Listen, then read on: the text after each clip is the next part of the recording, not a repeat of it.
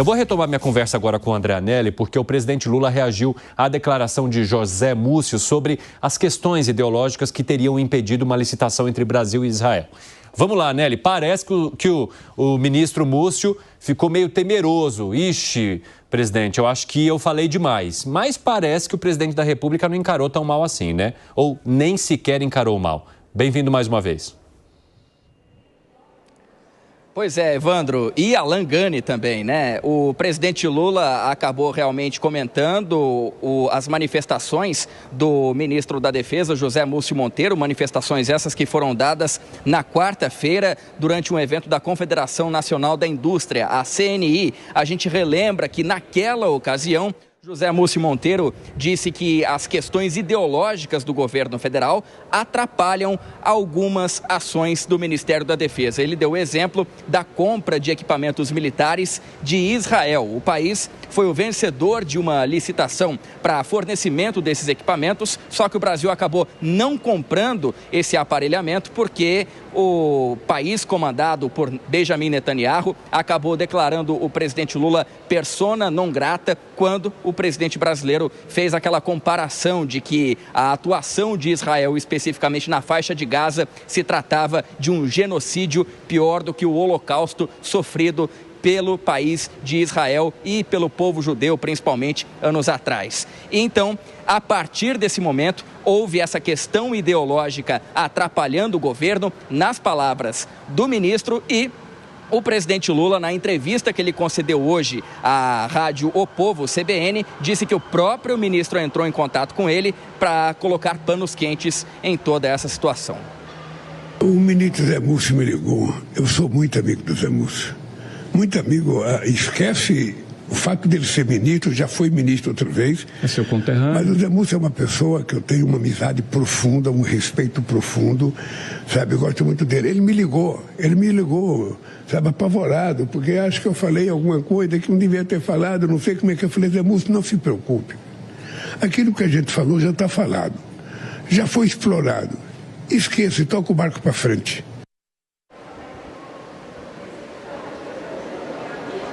O presidente Lula deu essa manifestação e acabou reafirmando, então, que não existe qualquer possibilidade da troca de comando do Ministério da Defesa. Lembrando que Lula e José Múcio Monteiro mantêm uma relação considerada positiva, principalmente depois, então, dos atos do dia 8 de janeiro e que, na avaliação do Palácio do Planalto, tiveram muito apoio por parte do ministro da Defesa para justamente punir aqueles eventuais responsáveis de dentro das Forças Armadas pelo ocorrido aqui na Praça dos Três Poderes, Evandro. Obrigado pelas informações, André Anelli. Ô Zé Maria Trindade, você acha que o ministro tinha motivo para ligar apavorado para o presidente da República? Pegou mal essa fala dele?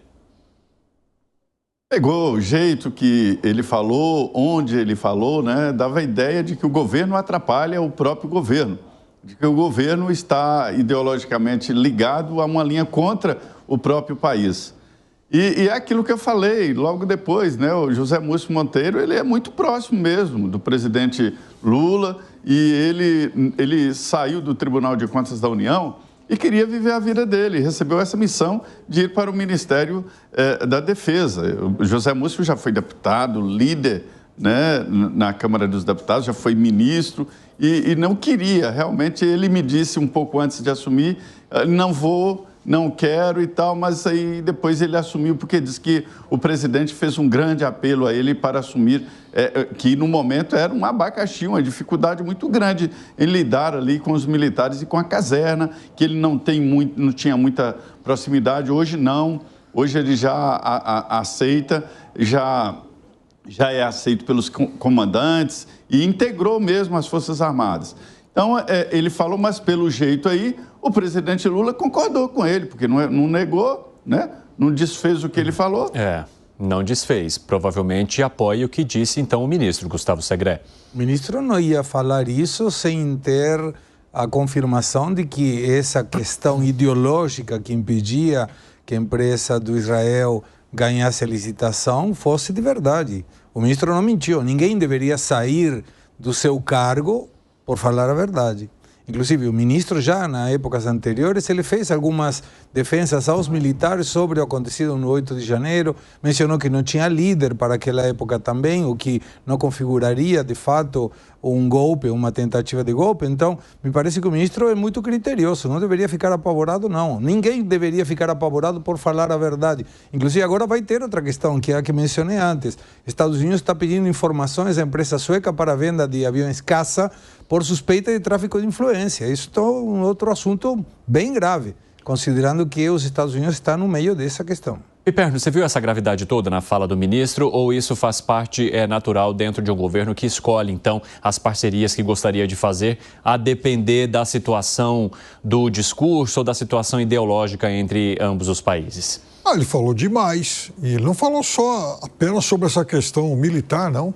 Ele falou, por exemplo, sobre a história de garimpos, de fertilizantes. O Brasil tem grandes reservas aí de potássio, não pode explorar, porque são reservas que estão em garimpos e tal. Ele tem falado muita coisa nos últimos tempos. Eu acho que ele precisa segurar um pouco a língua, porque ele exerce um cargo extremamente sensível. Ele é ministro da Defesa.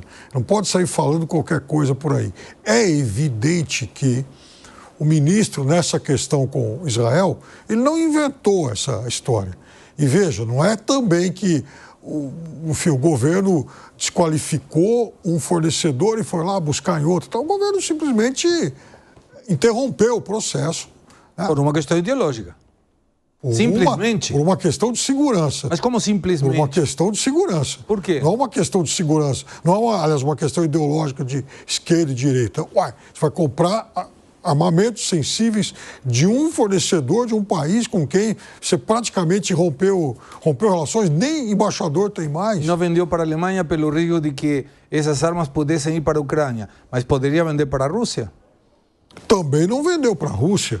Não. É aí que está o negócio. Então, da mesma forma que eu citei ontem o caso dos Super Tucanos, que a Embraer não pôde vender para a Venezuela porque tinha componentes americanos e os Estados Unidos proibiram desse negócio ser feito sob pena de aplicar aí sanções ao Brasil. Mas eu quero que o ministro continue falando mais verdades. Eu não quero que ele pare de falar. Eu estou adorando. Então ele vá para a oposição. Ele é um ministro de centro-direita, alguém que vem lá do antigo PFL, DEM e tal. Por isso, inclusive, desde que assumiu, ele é visto com muitas reservas por setores mais à esquerda do governo, ele tem muita proximidade com o presidente da República, é verdade, mas ele tem que se colocar no lugar dele. Ele é ministro da Defesa, ele não é um integrante da oposição.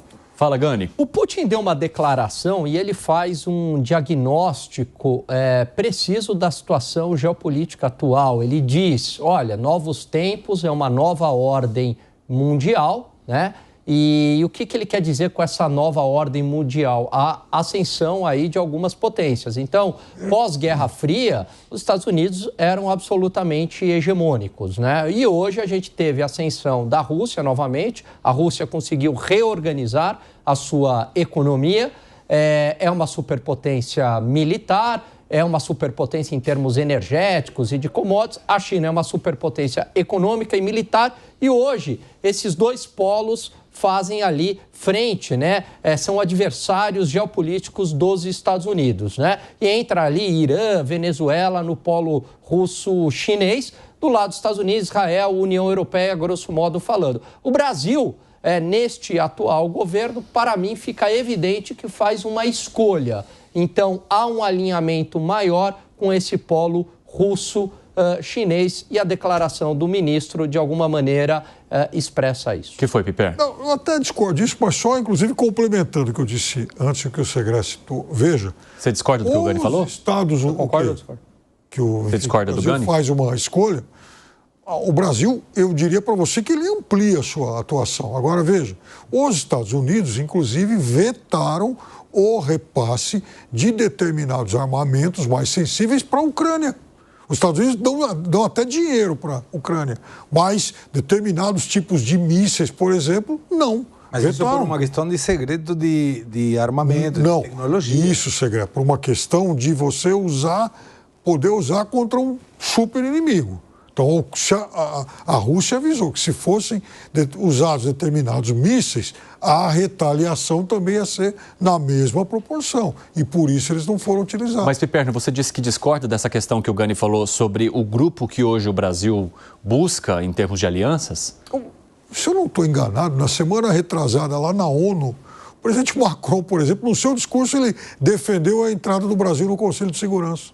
Explicitamente. O Brasil, lá naquele mesmo evento, o Brasil teve de novo muitos encontros com a União Europeia, com a Alemanha, com a Espanha, com o Reino Unido. Né? Então, veja, eu diria para você que o Brasil também tem esses outros alinhamentos. Vocês estão enxergando o caminho errado, Gustavo Segré? Eu acho muito errado.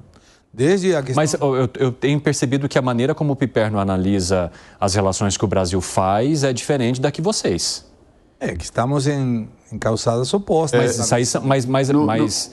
Mas a gente está falando de fatos, né? Porque quando a gente fala de discurso, diálogo e etc., o Brasil está fazendo discurso com determinados países. Então, como que é possível o Piperno entender que o caminho está certo e vocês entenderem que o caminho está errado, sempre que os fatos são os mesmos? Como é que é? Com respeito pela fala do Piperno, ele menciona um comentário do presidente Macron, que claramente tem ideologicamente muito vínculo com o presidente Lula, mas isso não é um fato, é um desejo. A gente observa fatos. O fato de ir favorável à narrativa, recomendando a narrativa da Venezuela, indicando que ainda está guardando as atas, não teve nenhuma outra manifestação, sugerindo que a Venezuela é uma democracia relativa, contrariando e comparando erradissimamente o que aconteceu em Gaza com o Holocausto de Israel, é uma afronta contra o povo judeu. Por acaso o Brasil passou a ter atrito, por exemplo, com alguma nação europeia ou com os Estados Unidos? Não, mas só falta isso. Não, mas com a questão da Venezuela pegou muito mal. Tomou até puxão de orelha do Papa. Essas relações internacionais, como o Piperno diz, elas têm mesmo uma diferença de outras relações, porque existem relações estratégicas. O que o ministro José Múcio falou, o erro está em falar abertamente de uma situação que deveria ser tratada internamente, discutida internamente e não publicamente, né? Eu me lembro muito bem, Piperno, que o ex-presidente do Senado, né, já era ex-presidente da República, José Sarney, foi à tribuna fazer um discurso alertando de que a Venezuela estava se armando muito e provocou um desequilíbrio aqui na região. Então, num determinado momento, a Venezuela tinha caças poderosos, carros de combate muito eficientes e muitos fuzis, né? Por que a Venezuela se armou daquele jeito lá no Hugo Chávez? Não se sabe exatamente. E o Sarney foi para a tribuna dizer que ou o Brasil impedia a corrida armamentista da Venezuela ou entrava, que não podia deixar desequilibrado. Então, estou contando esse episódio para mostrar que as relações internacionais, elas são têm que ser cercadas de cuidado, sim. Não é uma relação puramente comercial, mas tem que ser também estratégica.